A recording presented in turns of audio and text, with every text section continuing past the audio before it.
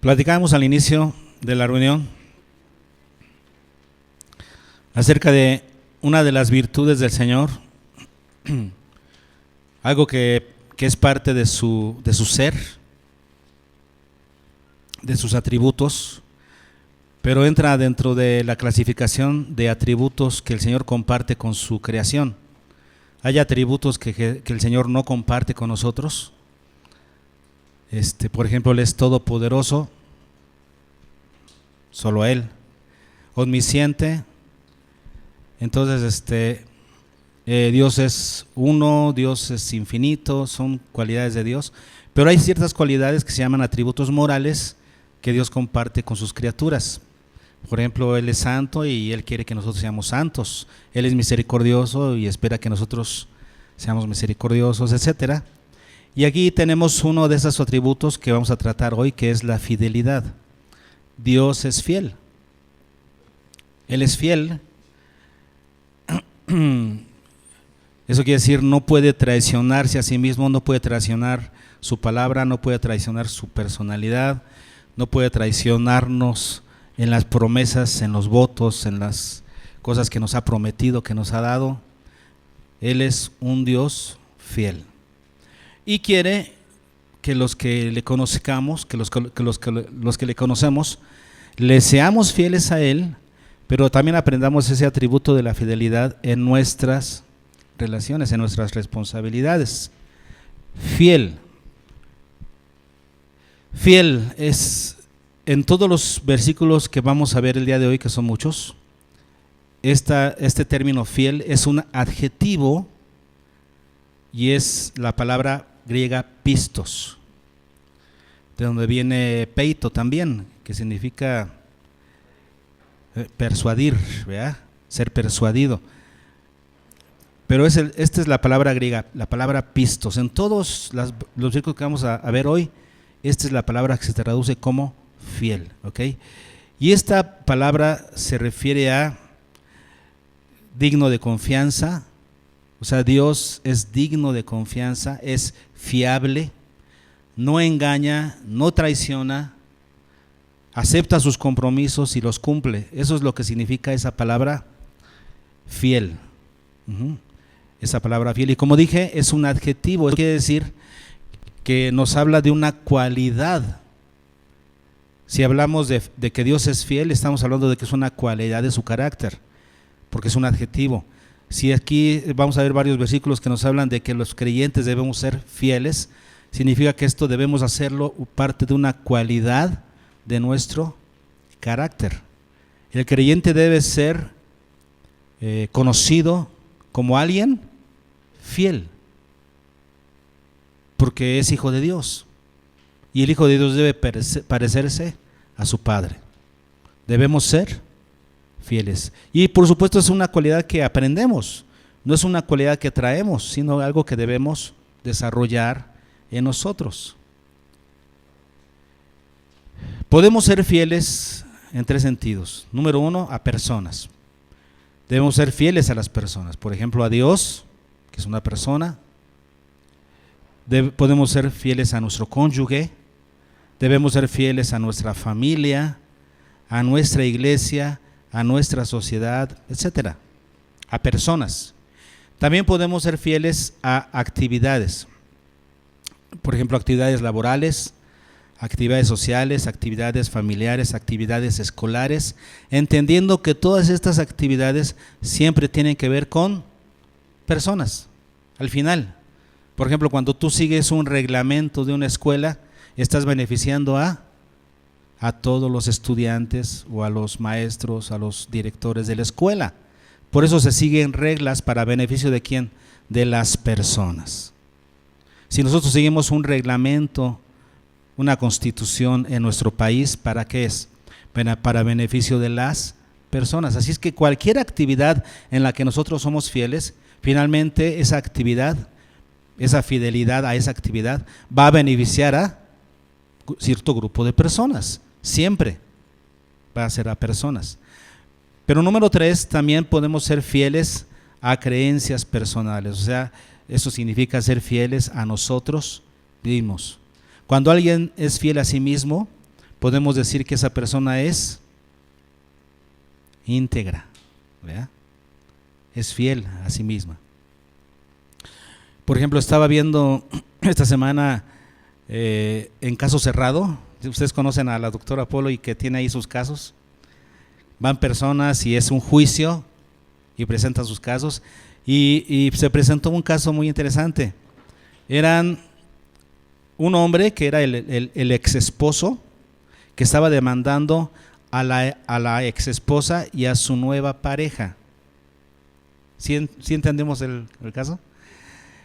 Porque estos ex esposos, cuando estaban juntos, tuvieron un niño, un hijo, el cual ahora están divorciados, pero ahora tiene 8 años ese niño. La persona con la que se casó la muchacha, la expareja de ¿verdad? La persona con la que ella se casa es un simpatizante al judaísmo. No es judío, pero es un judaizante. Traía acá su gorrita y quería circuncidar al niño, pero el otro se oponía y estaba demandando a su ex esposa porque quería pues circuncidar al niño, lo cual le consideraba como una violencia y como algo innecesario. Pero el otro ella lo hacía para estar bien con su nuevo esposo porque él era judaizante. Y se metieron en un problema bárbaro porque tiene que ver con creencias personales. Cuando uno no es fiel a su creencia, en este caso la muchacha que era católica, ahora se estaba cambiando por conveniencia, por no tener problemas, se estaba cambiando al judaísmo. Y cuando no hay convicción, ¿ya? Entonces personas que cambian así como así sus creencias personales, no son fieles a sus creencias personales. Por ejemplo, David Faitelson, que es un reportero de noticias deportivas, muy conocido. Él trabajaba en TV Azteca y después se fue a ESPN. Y siempre que lo entrevistaban, él hablaba pestes de Televisa y él lo grabaron una vez diciendo que él jamás se iría a trabajar a Televisa. Era una convicción personal. ¿Y qué sucedió? Ahora trabaja en Televisa. Y varias personas lo cuestionaron porque le pasaron unas imágenes de cuando él dijo, jamás voy a trabajar en Televisa. Entonces, ser fieles. Qué difícil es a veces ser fieles. A veces lo que somos bocones, ¿no? Y por bocones decimos cosas que realmente no creemos. Y nos metemos en problemas. Dios quiere que nosotros, sus hijos, aprendamos a ser fieles. Seamos fieles.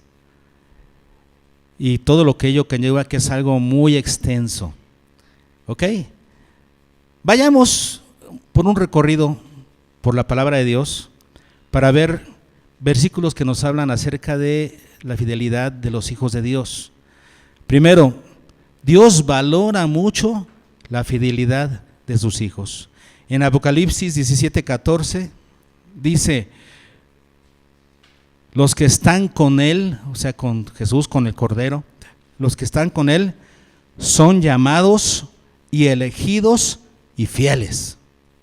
Y les pone 3 características a quienes, a los que están con Él. Son adjetivos que califican a la persona. Los que están con Cristo, los que están con Dios, los que están con Jesús, ¿cómo son? Son llamados y son escogidos y son fieles. 3 características, que esto debería ser parte de otra predicación aparte. A veces cuando pensamos en estos términos, por ejemplo, llamado y elegido, pensamos que es lo mismo, ¿no? Llamado y elegido. Para que entendamos mejor eso, llamado se refiere a llamado de. Somos llamados de donde estábamos. Elegido para.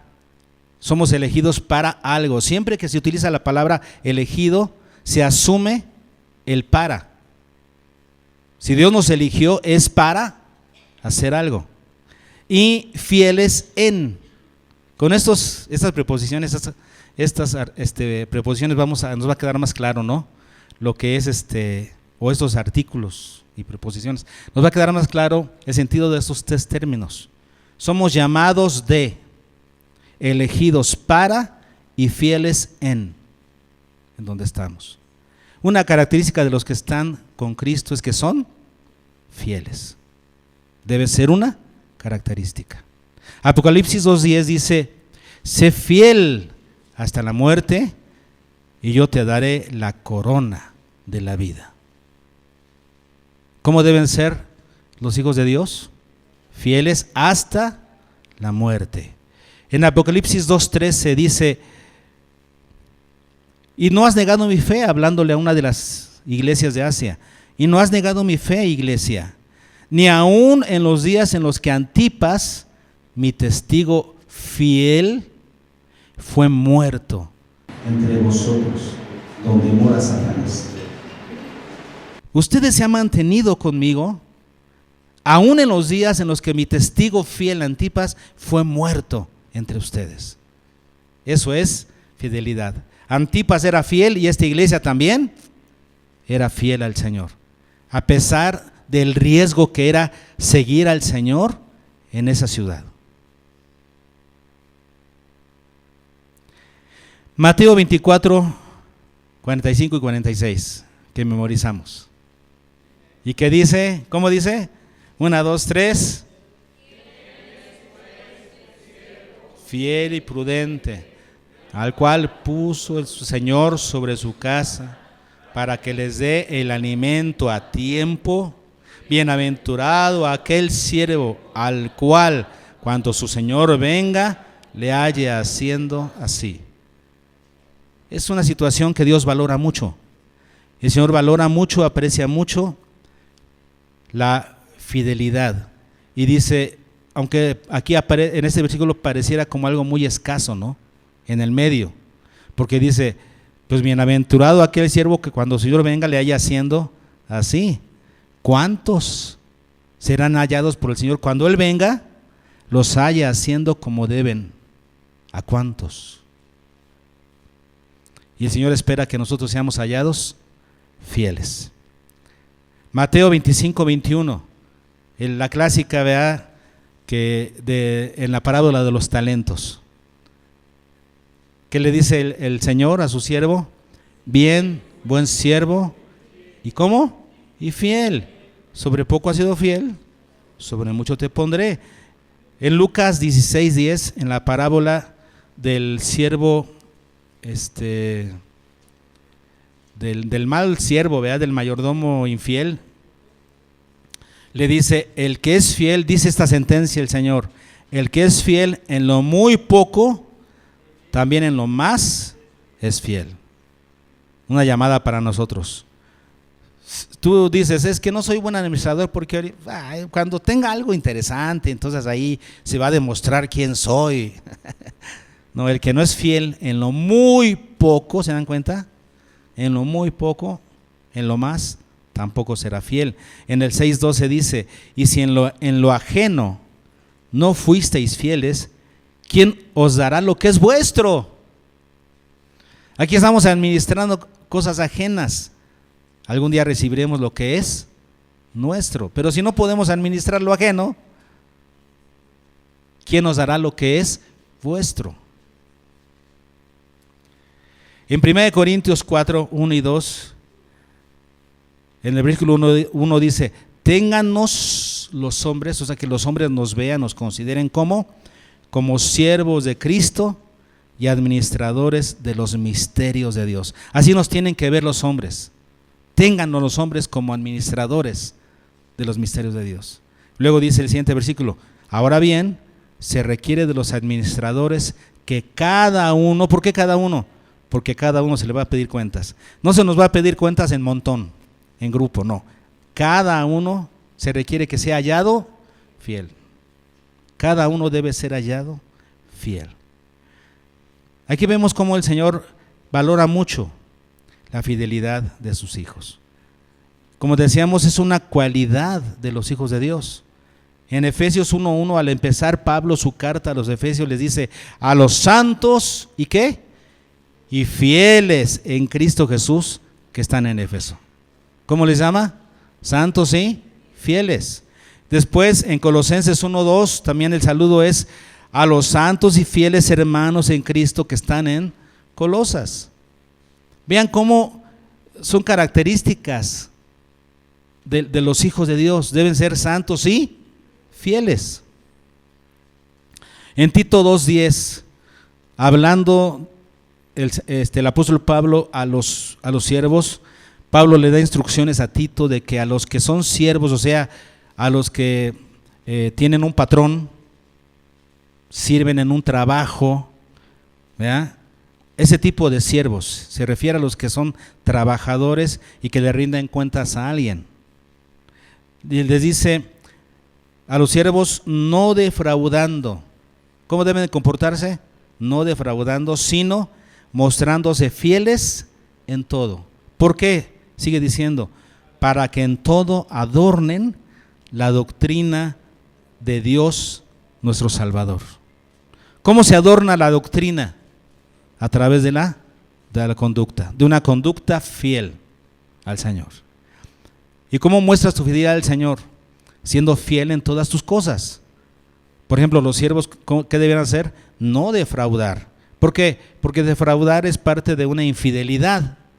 No le eres fiel a tu patrón. Lo defraudas a lo mejor robándole dinero, robándole cosas o quitándole tiempo de trabajo. Estás defraudando a tu patrón. Y aquí dice, no defraudando, sino mostrándose fieles en todo. Y así es como se adorna la doctrina de Dios, nuestro Salvador. Tercera de Juan, versículo 5, el apóstol Juan refiriéndose a Gallo con Y, no con doble L.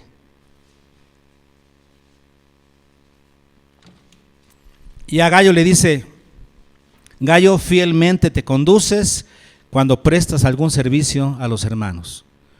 Cuando le prestas un servicio a los hermanos que vienen de lejos, que los hospedas, que los atiendes, cuando son verdaderos hermanos y los atiendes, ¿sabes qué? Les estás prestando, cuando les prestas un servicio, que dice, eres fiel. Te conduces con fidelidad, de acuerdo a lo que se espera de un hijo de Dios.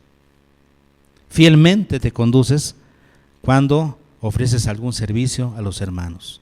Hechos 16:15, cuando el apóstol Pablo está predicando el evangelio en Filipos, su primer lugar cuando predicó, ¿dónde fue?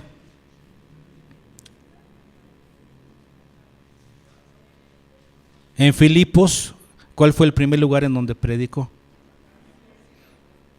A la orilla de un río, en donde las mujeres hacían oración. Y entonces se convierte una mujer llamada Lidia.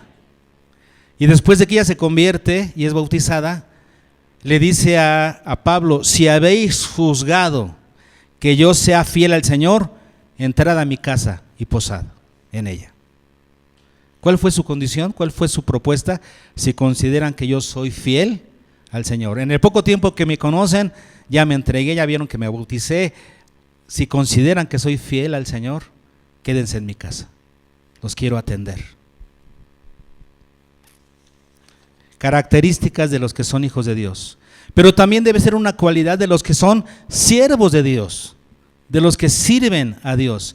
En 1 Timoteo 1:12, el apóstol Pablo habla de sí mismo y dice, doy gracias al que me fortaleció, a Cristo Jesús nuestro Señor, porque me tuvo por fiel poniéndome en el ministerio. ¿Cuál es la cualidad que según Pablo, Dios vio en él para así ponerlo en el ministerio? Fidelidad. Dios a los que son fieles a Él. ¿Cómo eres fiel a Dios? Cuando eres fiel a su palabra. ¿Dónde se demuestra hay un siervo que es un siervo, que alguien es un siervo bueno y valioso? Cuando está sujeto a la palabra. Un buen siervo no se califica por su carisma, por el carisma de su carácter, porque es buena gente, porque da a otros. No. Un buen siervo 100% se conoce, se caracteriza porque es fiel a la palabra. Puede tener muchas otras cualidades, pero si no es fiel a la palabra es un mal siervo. Punto. Entonces, dice Pablo, Cristo Jesús mi Señor, porque me tuvo por fiel. Entonces, ¿qué es lo que vio el Señor en Pablo?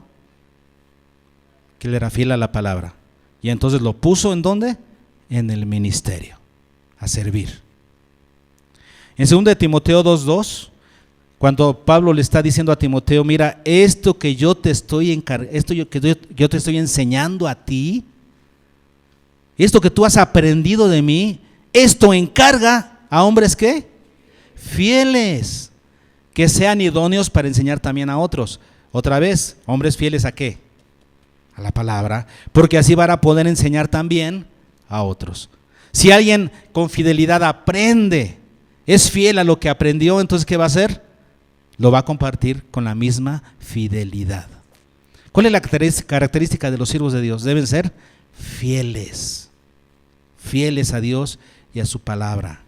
En Hebreos 3:5, hablando de Moisés, dice el escritor de Hebreos, y Moisés a la verdad fue fiel en toda la casa de Dios. ¿Qué característica principal tuvo Moisés? Que era fiel. ¿Le notan alguna infidelidad a Moisés en su historia? Todo lo que Dios le decía, lo hacía al pie de la letra. Ve al monte y 40 días y 40 noches y te voy a dar las tablas. Y mira, te voy a dar las instrucciones de cómo se va a construir el tabernáculo. ¿Y qué hizo Moisés? Exactamente como Dios le dijo, así hizo todas las cosas.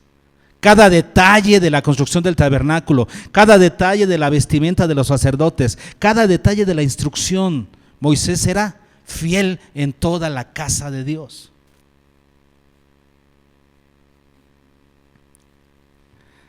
En 1 Pedro 5:12, hablando de el apóstol Pedro de Silvano, o sea, ¿quién es Silvano? Uno que silbaba, ¿no? ¿Quién era Silvano? Silas, aquel que fue compañero de Pablo en sus viajes misioneros. Y aquí dice que fue él el que le ayudó a escribir su carta.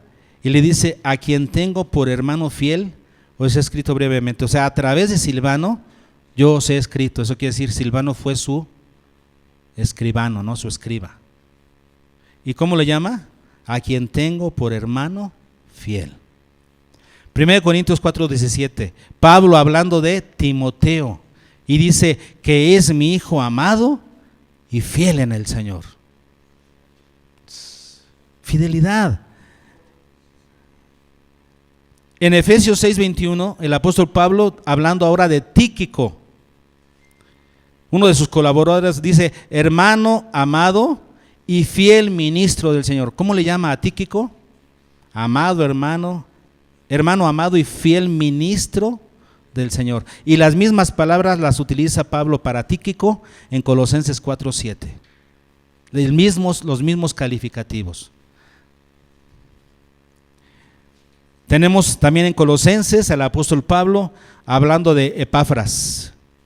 Y le dice que es un fiel ministro de Cristo para vosotros, porque los colosenses habían aprendido de él la doctrina.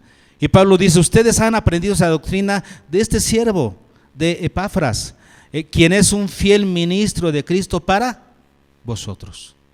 Claro, esta iglesia había sido formada, había aprendido el evangelio ¿de quién? De él, de Epafras. Y le llama ¿cómo? Ministro fiel. Colosenses 4:9, el apóstol Pablo también habla de Onésimo. ¿Cuántos se acuerdan de Onésimo? Que él había defraudado a su amo. ¿Quién era su amo? Filimón, ¿verdad? No, Filimón no, porque ese es el burro de la India María. Este es Filemón. Ok. Y ese Onésimo, que antes había defraudado a su amo, ¿cómo le llama ahora Pablo a Onésimo? Amado y fiel hermano, que es uno de vosotros, los colosenses. Él era de Colosas. Entonces, ¿cómo era? Alguien que antes habías defraudado, ahora es un amado y fiel hermano. 1 Timoteo 3:11, el apóstol Pablo dándole instrucciones a Timoteo acerca de las diaconisas, de las mujeres que querían ser diaconisas dentro de la iglesia, y les dice, las mujeres asimismo sean honestas, no calumniadoras, algo les habrá, no calumniadoras, sino sobrias, y luego dice, fieles en todo. Fieles en todo. ¿Cómo deben ser entonces las mujeres que quisieran ser diaconisas en la iglesia? Fieles. ¿Cómo ven este recorrido por todo el Nuevo Testamento, donde se nos habla de la fidelidad como un elemento importante dentro del carácter de los que son hijos de Dios? Los que somos de Cristo tenemos que crecer en esta virtud de ser fieles al Señor y también fieles en nuestras relaciones. Por supuesto, es algo que nosotros debemos aprender porque no somos fieles. No lo somos, lo aprendemos. En 2 de Timoteo 2, versículos 11 al 13, viene esta poesía que retoma Pablo. Seguramente era una poesía conocida, y la toma acerca de nuestra relación con Dios. Dice, palabra fiel es esta. ¿Cómo es esta palabra? Fiel. Y dice, si somos muertos con Él, también viviremos con Él. Si sufrimos, también reinaremos con Él. Si le negaremos, Él también nos negará. Esto nos habla de cómo debe ser nuestra fidelidad a Dios, ¿no? Él espera que seamos fieles. Sin embargo, vean lo que sigue. Si fuéramos infieles, Él no puede negarse a sí mismo. Él permanece fiel. Es una característica divina. Él es perfecto en su fidelidad hacia nosotros. Sin embargo, nosotros sí tenemos que aprender, porque a veces le negamos. A veces no somos fieles como deberíamos. Tenemos que aprender a ser fieles. Hay una historia en la Biblia que es una historia corta, fácil de leer, fácil de memorizar en sus detalles generales, y por eso es fácil de repetir. Es una historia preciosa que nos habla, justamente es una historia de fidelidad. ¿Qué les parece si la repasamos juntos para que aprendamos lo que es ser fiel en nuestras relaciones y así podamos aplicarla después en nuestra relación con Dios? Es la historia de Ruth. Nos dice esta historia que esa historia de Ruth se desarrolló durante la época de los jueces. ¿Cuándo era la época de los jueces? Donde cada quien hacía su voluntad, cada quien hacía lo que bien le parecía. Y dice el versículo 1 de Ruth 1:1 que en la época de los jueces hubo hambre en la tierra. Pues parece común, ¿no? Porque cuando el pueblo de Israel desobedecía a Dios y comenzaba a adorar a otros dioses, pues le iba mal. Ya sea porque Dios no mandara lluvias justamente para reprender a su pueblo, o a lo mejor venían enemigos y se llevaban, robaban todas las cosechas del pueblo y el pueblo caía con hambre. Entonces, había muchas razones por las que en esta época de los jueces el pueblo pudiera estar con hambre. Entonces dice aquí que en la época de los jueces hubo hambre en la tierra. Y había un varón de Belén que tenía una mujer y 2 hijos.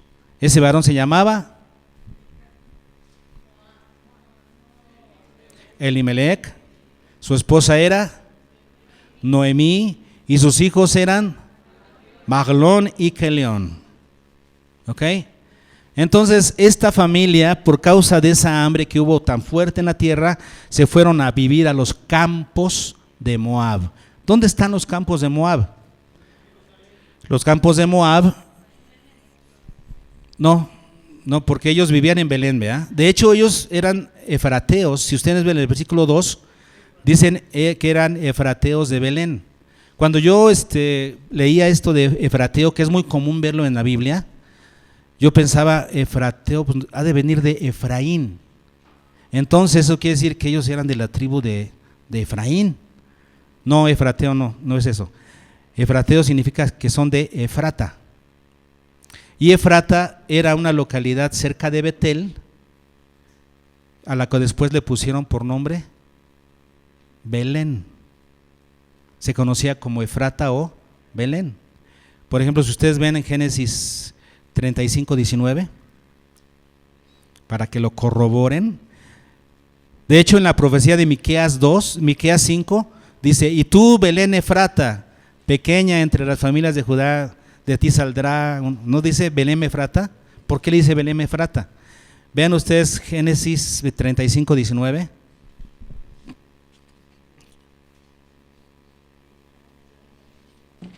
¿Qué dice?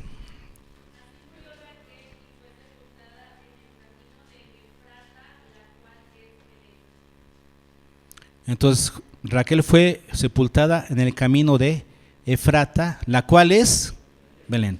Llegaron a ser esa misma ciudad, ¿sí? Seguramente que habían otra Belén por allá, pero para identificarla de otras decían Belén Efrata, es esta, ¿no? Ahora, Belén, ¿dónde se encontraba? En la región de Judá.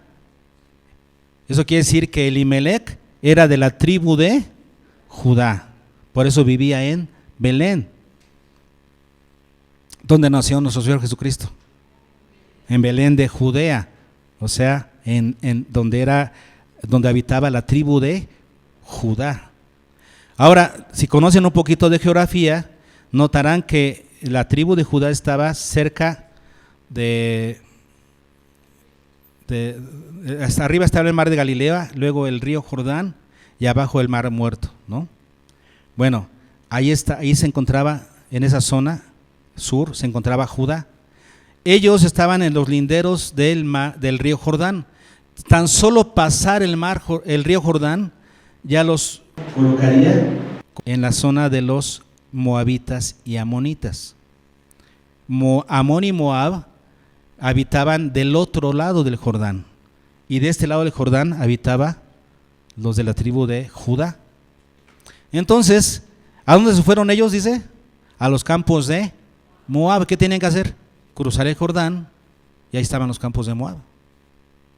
No se fueron muy lejos, ¿ok? ¿Por qué a Moab? Si Moab era una región pagana. ¿De dónde vienen los moabitas?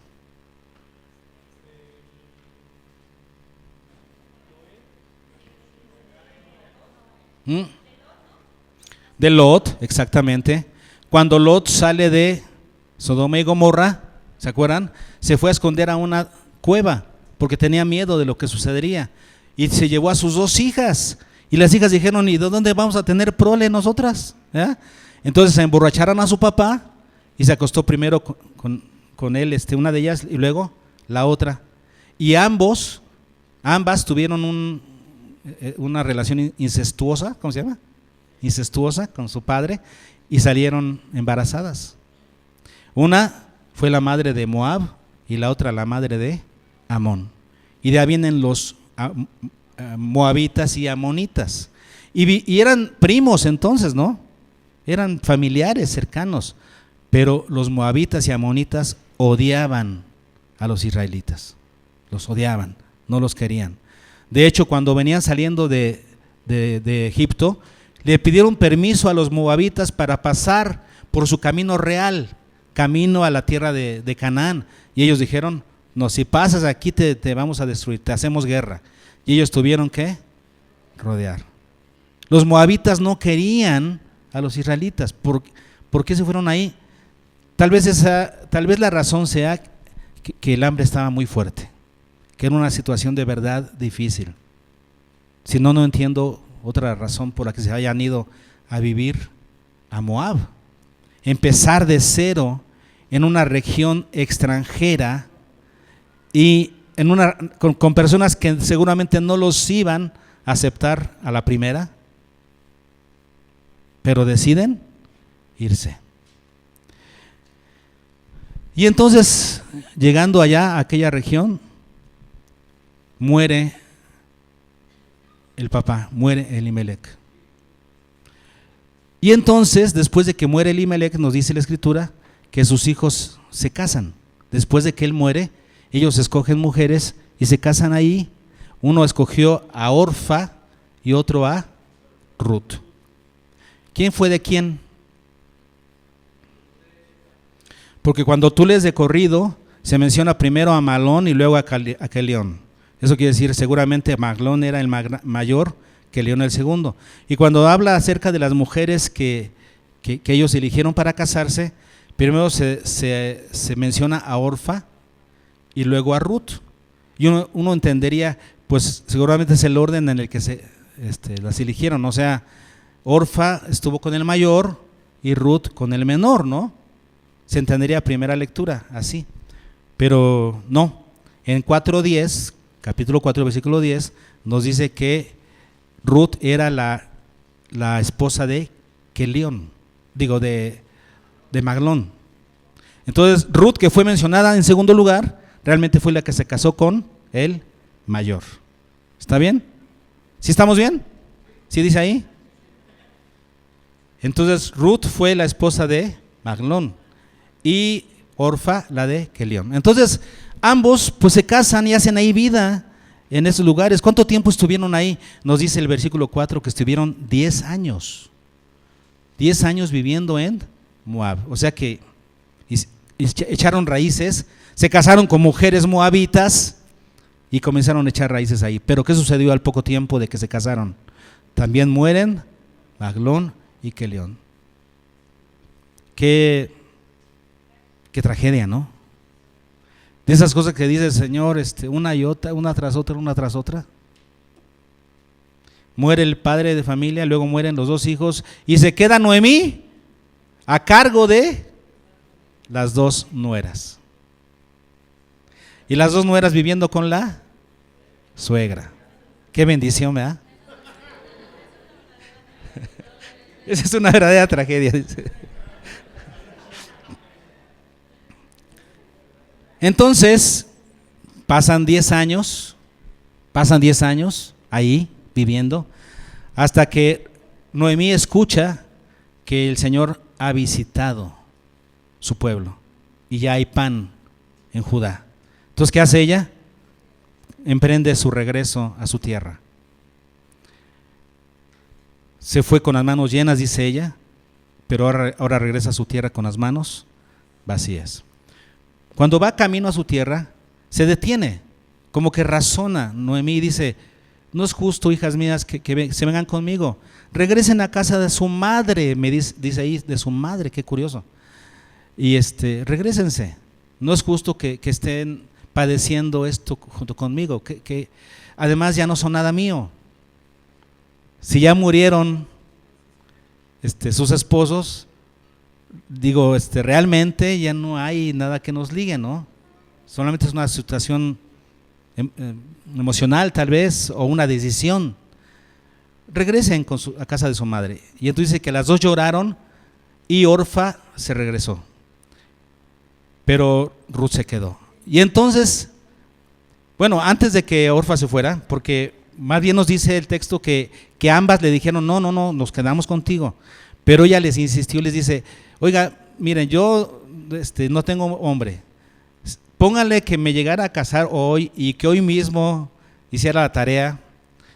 Ustedes esperarían a que creciera. No es justo para ustedes. Después de esas situaciones, cuando Orfa dice: tienes razón, y Orfa sí se regresa, pero Ruth se queda. Y aquí es donde viene la primera muestra de fidelidad impresionante de Ruth para con su suegra, que diríamos ya no era tal, ¿no? Legalmente ya no estaba el hombre ahí. Sin embargo, vean la decisión que ella toma, una fidelidad tremenda. Ella pudo haber regresado también con su familia. Le dice Noemí a Ruth: tú también vete, mira, ya se fue Orfa, se fue a su familia y regresó a sus dioses. Tú también regrésate. Y entonces viene la respuesta maravillosa de Ruth. Capítulo 1, versículo 16. Esa sí la vamos a leer, porque está impresionante. Le respondió Ruth: no me ruegues que te deje y me aparte de ti, porque a donde quiera que tú fueres, iré yo, y donde quiera que vivieres, o sea, no me importa dónde vivas, si es un palacio o es un jacal, donde tú vivieres, viviré. Tu pueblo será mi pueblo y tu Dios será mi Dios. Fíjense, está haciendo algo que ni siquiera Noemí hizo. Cuando Elimelech y Noemí deciden irse a vivir a Moab, saben que va a ser temporalmente. Ellos no pretenden quedarse. Se quedaron 10 años, pero regresan. Aquí Ruth está diciendo algo diferente. Este es un compromiso distinto, porque sabe Ruth la condición de Noemí, que ya es una mujer sola, que va a regresar a su tierra, pero que ya no tiene tierras realmente. Sus tierras, ella es mujer, ella va con la esperanza a su tierra, con la esperanza de ser redimida por un hombre. Ella no tiene nada, y Ruth lo sabe. Ruth sabe que se regresa con Noemí a la nada, a empezar de cero, y ahora ella como extranjera en una nación diferente. Pero vean estas palabras: tu pueblo será mi pueblo. O sea, aquí estoy cortando raíces con Moab, con los moabitas. En este momento yo me vuelvo israelita contigo. Tu pueblo será mi pueblo. Y luego lo que sigue: tu Dios será mi Dios. Tu Dios será mi Dios. Voy a renunciar a todos los dioses que aprendí desde mi juventud, a todos esos ídolos que yo tenía en mi colección. Renuncio a todos esos dioses para adorar a Jehová. ¿Se dan cuenta de la decisión? Versículo 17: donde tú murieres, moriré yo, y allí seré sepultada. No quiero que me regresen a sepultar a Moab. Voy a donde tú mueras, donde tú seas sepultada, ahí quiero que me sepulten. Esto es un acto de fidelidad supremo, difícilmente encontrado, ni siquiera en la Biblia. ¿En qué historia encuentras un acto de fidelidad de este tamaño? Es una historia preciosa. Versículo 18: y viendo Noemí que estaba tan resuelta a ir con ella, ¿saben qué? No dijo más. Dijo: Noemí, a esta no la voy a convencer, la veo totalmente convencida, no la veo dudando, o no la veo como queriendo de darme el avión, no, la vio tan resuelta que ya no le dijo nada. Ok. Y fueron. Este es el primer acto de fidelidad.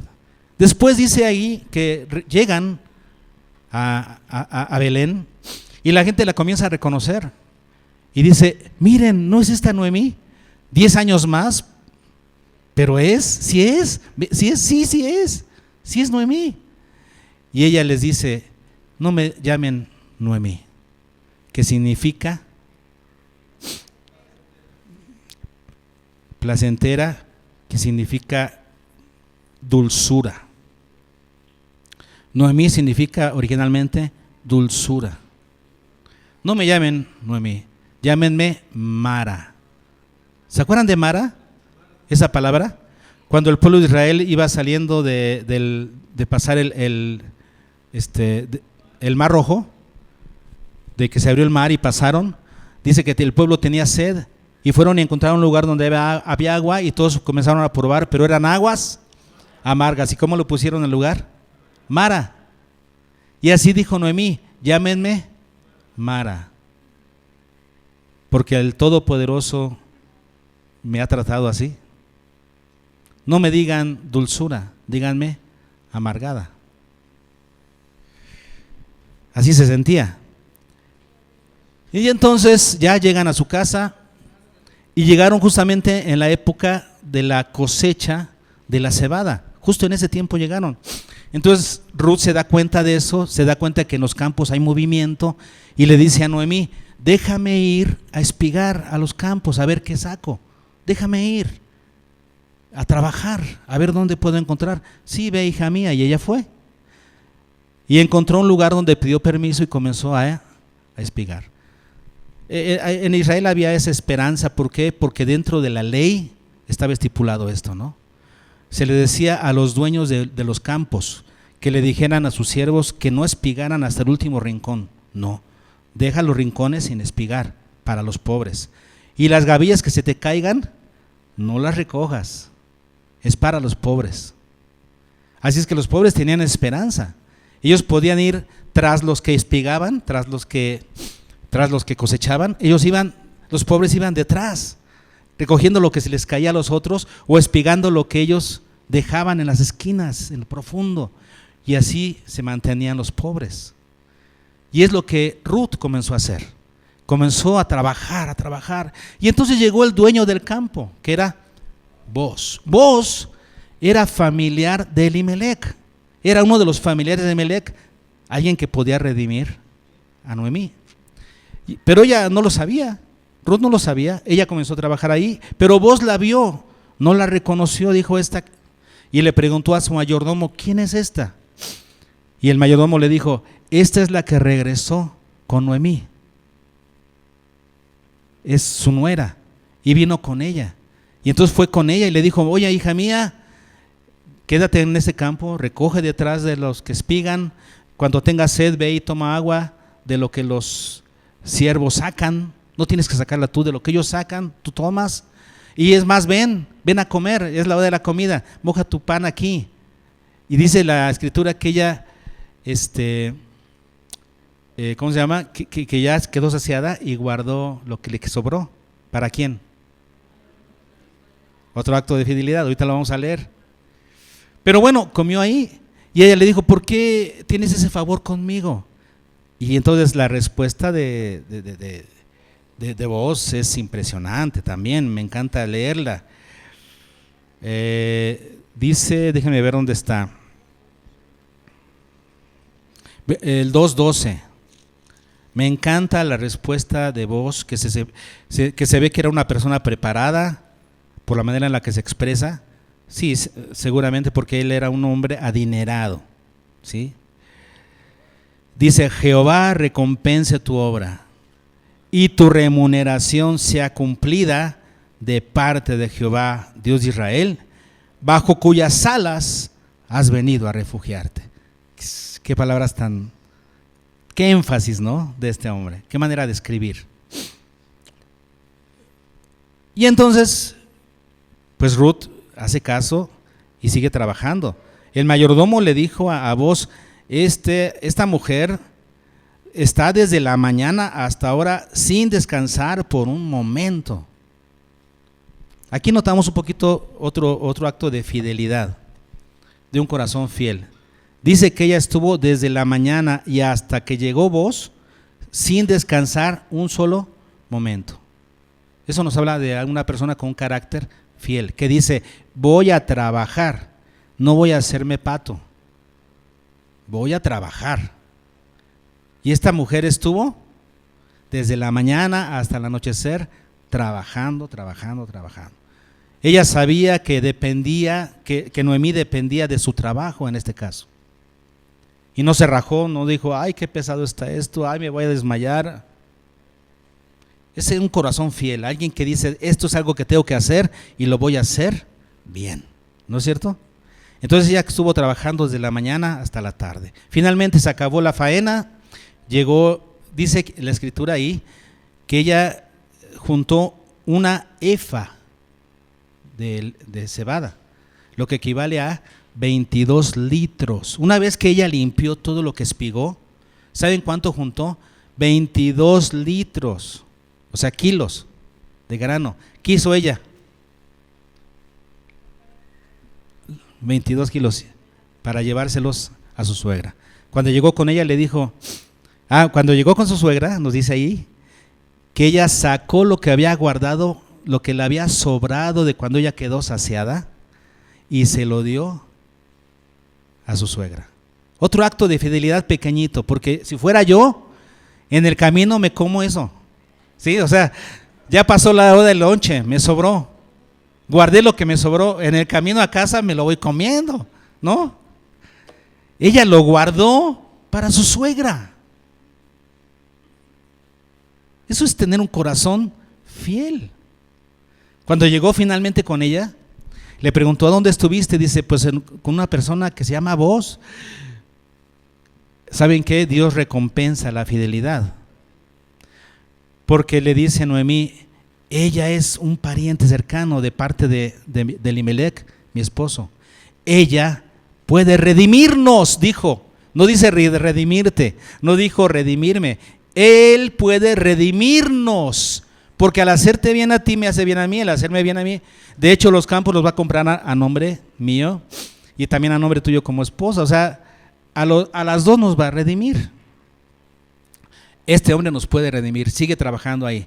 Ella fielmente fue cada día, a partir de ese día, todos los días, hasta que se acabó el tiempo de la cosecha. Todos los días a trabajar.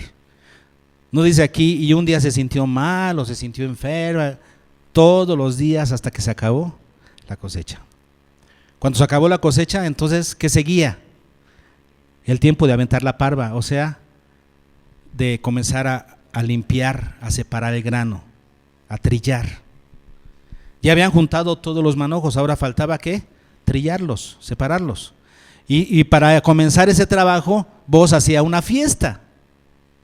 Entonces Noemí dice, va a venir esa fiesta, así es que tú vas a ir, te vas a arreglar, te vas a poner bonita. Y cuando tú veas que él ya bebió, está contento y se va a acostar, mira dónde se va a acostar. Fíjate bien dónde va a acostarse. Porque se va a acostar ahí a un lado de los manojos, ahí donde está el granero, no se va a ir a su casa, está en la fiesta. ¿Ok? Ve a dónde se va a acostar, le descubres los pies y te acuestas ahí. Otro acto de fidelidad de ella. ¿Saben cuál es? Versículo 3:5 dice, y ella respondió, haré todo lo que tú me mandes.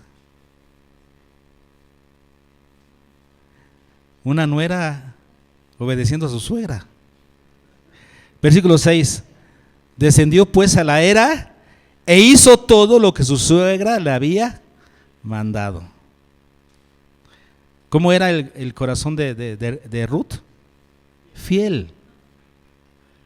Hizo todo lo que su suegra le dijo y al pie de la letra. Se fijó dónde se fue a acostar después de que estaba contento Booz, fue a donde se acostó, le descubrió los pies y se acostó ella. Vayan ustedes a saber qué tradición se cubría ahí, ¿no? Él más tarde se siente y dice, ¿qué pasa aquí? ¿Quién eres tú? Y ella le dice, soy Ruth, cubre tu manto, cúbreme con tu manto, echa tu manto sobre mí. Lo que significa, tú me puedes redimir. Tú eres pariente de Elimelec.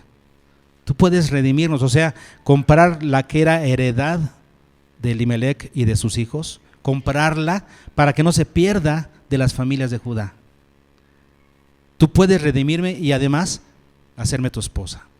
La redención equivaldría a esas dos cosas: comprar toda la heredad de ellos y hacerla su esposa. Y entonces Booz le dice, ciertamente yo podría redimirte, pero hay un pariente más cercano todavía que yo. Pero espérate, mañana lo arreglo. Y se volvieron a dormir ahí, ella a sus pies, él ahí. Y cuando ya comenzaba a amanecer muy temprano, antes de que se levantaran todos, para que no hablaran de ella, le dijo, levántate, levántate, antes de que se levantan todos. Y pon tu manto para echarte unas medidas más de cebada. Ve con tu suegra y yo te aviso qué onda. Y así fue. Al día siguiente, él lo primero que hizo fue eso. De hecho, Noemí le dijo, ¿cómo te fue? Pues sí, hice todo esto. Y él me dijo esto. ¿Sabes qué? Este hombre no va a descansar hasta dejar este asunto resuelto. Así fue. Temprano fue a las puertas de la ciudad, que es donde se hacían estos arreglos, ¿no? Y dice que cuando vio pasar al pariente cercano, le dijo, ¡hey, fulano! Así le dijo, ahí está escrito. Fulano, ven para acá. Y él vino, y entonces juntó a 10 ancianos de la ciudad para que hicieran ese trato válido, fuera oficial. Así se hacían los tratos. Antes no había, ¿cómo se llama? Notario público y todo eso, no. Los tratos de este tipo se hacían a las puertas de la ciudad, enfrente de los ancianos de la ciudad. Llamó a 10 ancianos y le dijo, oye, ahí está Ruth, ahí está Noemí, ¿quieres comprar sus tierras para redimirlas? Sí, estoy dispuesto. Pero el día que tú compres sus tierras también te tienes que casar con Ruth. No, es que estoy casado. No. Redime tú en mi lugar. Y le dio su chancla. Le dio un chanclazo, no, le dio la chancla, porque así se sellaban los tratos. Le dio su chancla y quedó el trato sellado. Y entonces Booz redimió a Ruth, se casó con ella. Y estamos viendo toda la historia para que veamos cómo Dios bendice la fidelidad. Vimos varios rasgos de fidelidad en Ruth, maravillosos, ¿no? Sobresalientes, pero también vemos cómo Dios premia la fidelidad. En este caso, Booz se casa con Ruth. Booz venía de la genealogía de Fares. Fares era hijo de Judá, el que él tuvo con Tamar. ¿Quién era Tamar? Su nuera. ¿Se acuerdan de ese acto? Porque y Tamar era una extranjera, y él se había ido a otro lugar extranjero, se casó con otra mujer y le dio a Tamar para uno de sus hijos, pero como su hijo era malo, Dios lo mató. ¿Se acuerdan de ese acto? De esa historia. Y después el segundo hijo se casa con Tamar, pero también muere porque también era malo. Y después Judá ya no lo quiso dar al tercer hijo, que estaba muy chiquito. Y entonces cuando yo había Tamar, que pasó el tiempo y Judá no le daba el hijo, ¿qué hizo? Se vistió de mujer ramera y tuvo relaciones con su suegro. Y entonces nace ¿quién? Fares. Y esta es la genealogía de Fares. Si la leemos desde el versículo 18. Estas son las generaciones de Fares. Fares engendró a Esrón. Fares era hijo de ¿quién? De Judá, ¿verdad? Acuérdense de Judá, de donde viene la tribu de Judá. Fares engendró a Esrón. Esrón engendró a Ram. Ram engendró a Aminadab. Aminadab engendró a Nazón. Y Nazón engendró a Salmón. Salmón engendró a Booz, el que se casó con Ruth. Y Booz engendró a Obed. ¿De quién? De Ruth. Este era el hijo de Ruth, Obed. Y Obed engendró a Isaí, e Isaí engendró al rey David. Y del rey David viene la genealogía de Jesucristo. Eso quiere decir que Ruth viene a ser parte de la genealogía de Jesucristo. Cuando Ruth quedó embarazada, las mujeres comenzaron a decirle: Dios se ha acercado a ti, Dios te ha consolado al darte a este hijo. Pero vean lo que le dicen sobre todo. Y esto llama mucho la atención. Versículo 14, las mujeres decían a Noemí: loado sea Jehová, que hizo que no te faltase hoy pariente, cuyo nombre será celebrado en Israel. Estaban hablando de Obed, ¿sí? El cual será restaurador de tu alma y sustentará tu vejez. Pero vean lo que sigue: pues tu nuera, que te ama, lo ha dado a luz, y ella es de más valor para ti que 7 hijos. Lo que la mujer ve, lo que las personas de Belén veían en Ruth. Por supuesto, en el capítulo 3, versículo 11, desde el 3:11 dice: ahora pues no temas, hija mía, le está diciendo Booz a Ruth, yo haré contigo lo que tú digas, pues toda la gente de mi pueblo, ¿qué? Sabe que eres mujer virtuosa. Y así es, toda la gente del pueblo sabía que Ruth era una mujer virtuosa. Y por eso le dijeron: ella te es mejor que 7 hijos. Una mujer fiel, que fue algo muy valioso. Estas son lecciones de fidelidad para nosotros. Esto debemos trasladarlo a nuestras relaciones personales, pero también a nuestra relación con Dios. Debemos ser fieles a Dios. Dios espera que seamos fieles a Él, a su palabra, a nuestros compromisos de amor con Él. El día que nosotros creímos en Él, sellamos un pacto de fidelidad con Él. Debemos ser fieles a nuestro Señor. Traslademos esta fidelidad que aprendemos en Ruth a nuestra relación con Dios y a nuestros semejantes. Conclusión: si Dios es fiel, nosotros debemos ser fieles. Entonces, la fidelidad es una cualidad que no traemos de nacimiento, es algo que debemos desarrollar en nosotros. Tenemos que aprender a ser fieles a Dios. Y hoy tenemos una base, ¿no? Base bíblica para que aprendamos a ser más fieles cada vez, porque no lo somos. Debemos aceptar el compromiso que adquirimos como hijos desde el día en que creímos en el Señor, y ser fieles con todas sus consecuencias. La fidelidad nos hará mejores personas en nuestra sociedad y nos hará aptos para el servicio a Dios. No podemos servir a Dios si no somos fieles.